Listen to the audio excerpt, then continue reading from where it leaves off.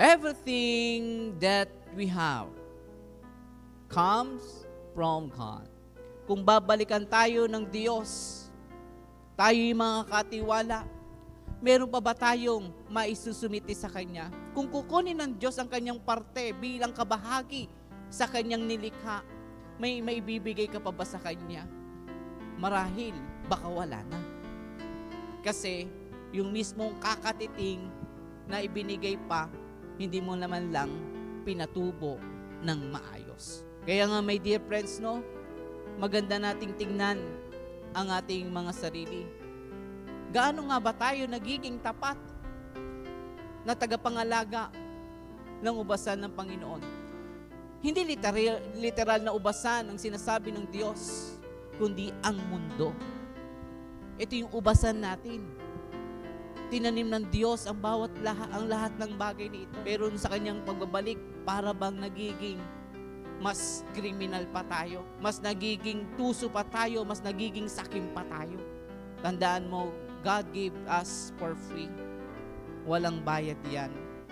Pero sana maging tapat ka naman sa ipinagkatiwala sa iyo ng Diyos. Pero bakit nga ba nagbago ang mundo? Dahil din sa kagustuhan natin baguhin.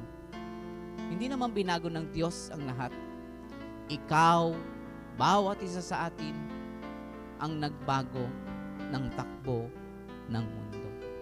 Hindi ka pinapatay ng Diyos, ang pumapatay sa iyo ang mismong iyong sarili. Dahil mas pinipili mo ang sarili mong kapakanan kesa ang kapakanan ng naisin sa iyo ng Diyos. Kaya nga sabi sa atin ng Diyos, you must be thankful, you must be contented what you have. Dahil lahat ng biyaya ay galing sa Diyos. Ang naisin lang ng Diyos sa atin, kung ano man ang hingin sa iyo ng iyong kapwa, bigyan mo, ibahagi mo. Huwag mong ipagkait, huwag na humantong sa patayan o karahasan.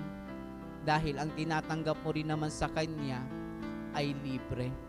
Just look our own self. Nagiging tapat pa kaya tayong katiwala ng Diyos? Sa pagbabalik ng Diyos sa mundong ito, meron pa kaya tayong mukhang ihaharap sa Kanya?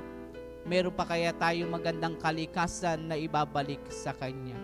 And again, remember who created the world.